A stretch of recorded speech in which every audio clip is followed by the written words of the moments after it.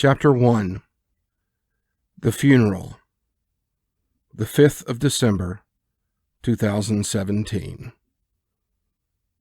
Loss is an incredibly powerful and painful emotion. Whether it is the loss of a loved one, a friend, a lover, a parent, a child.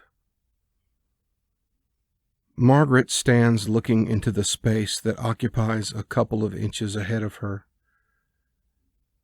She doesn't see her son's coffin being carried carefully towards its final resting place, or the grieving family and friends around her.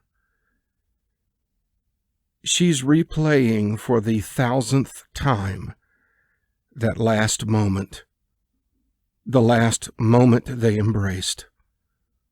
The warmth of Nate's cheek against hers, the look on his face, his eyes, the cuddle, the wave goodbye, and the last time he uttered the words, "Love you, Mum." This incredibly powerful and beautiful memory is never replayed alone, and is always followed by an equally powerful one. The shock and disbelief when she was told of what had happened. She screamed, but all there was silence. From that moment, she felt totally alone. No one could feel her pain.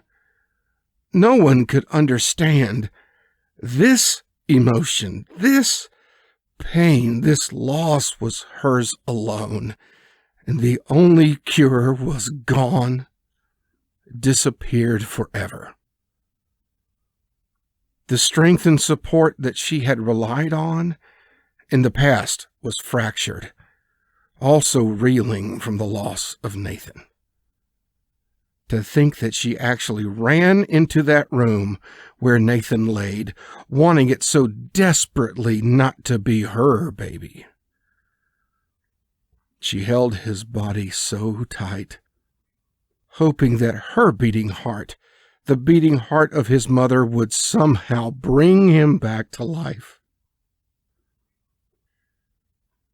Her gaze drops a little until she takes in the image of Nathan's coffin.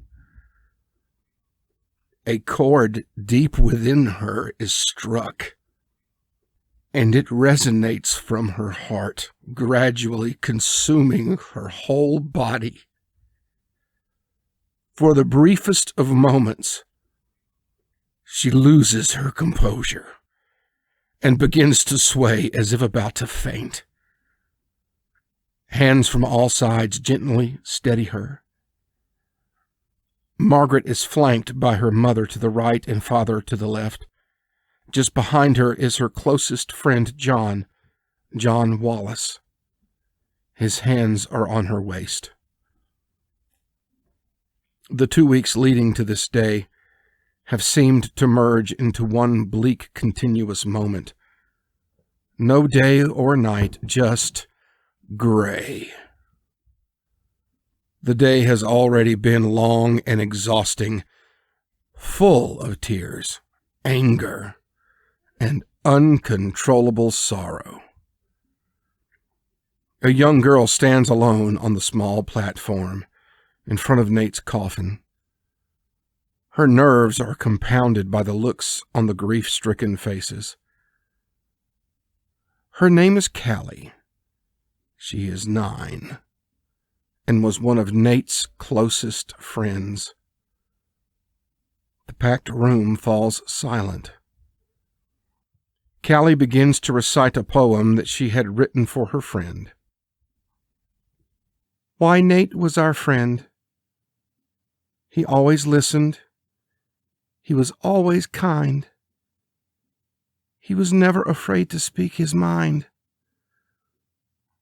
He always had a hug for us all. He kept us all together at school. But the one thing we'll all miss by far is that smile and how he made us laugh.